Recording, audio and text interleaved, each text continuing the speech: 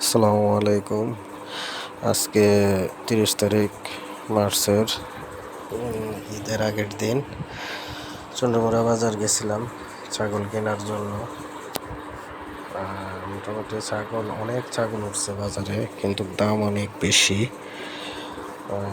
আমার ভাতিজা গেছিল জাকির ছাগল কেনার জন্য, জাকিরের সাথে গেছিলাম কিনতে।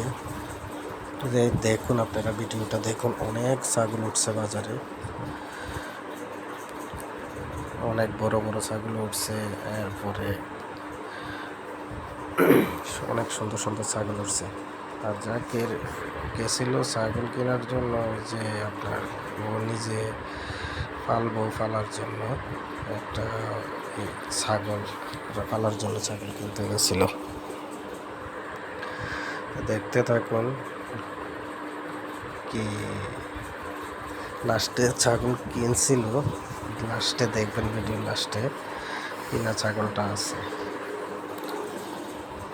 আপনারা দেখুন ছাগল বাজার, দেখুন এই যাইতে যাইতে অনেকটা ভিতরে, প্রায় বরুড়ার রাস্তার সাথে, বরুড়ার যে রোডটা আছে চন্দ্রমুড়া বাজারের থেকে, বটগাছ থেকে বরুড়া যে রোডটা আছে, এই রোড পর্যন্ত আপনার যে ছাগল, এরকম ছাগল উঠছে, অনেক ছাগল উঠছে। বাজারে ভিডিওটা করছি তো সুন্দরভাবে করা হয় নাই। আর যে ইয়াতে আপনার, এটা হলো চন্দ্রমুড়া বাজার, অকবাড়ির পরই অকবাড়ির সাথে চন্দ্রমুড়া গরু বাজার, বরুড়া রোডের সাথে চাঁদপুর রোডের, বরুড়া রোড দুটোটার মধ্যখানে। আর এখানে অনেক মানুষ উঠছে আজকে ঈদের আগের দিন, তো অনেক মানুষ এই ছাগলটা কিনছে জাকিরে, মানে পোষার জন্য, পালার জন্য এই ছাগলটা কিনছে। এটা হলো পাটনাইয়া না জানি কি বলে, রাম ছাগলের মতন আর কি, কানগুলো অনেক লম্বা লম্বা।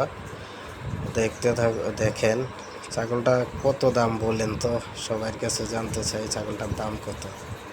আমার বয়সটা ক্লিয়ার হয়েছে কিনা একটু জানাবেন।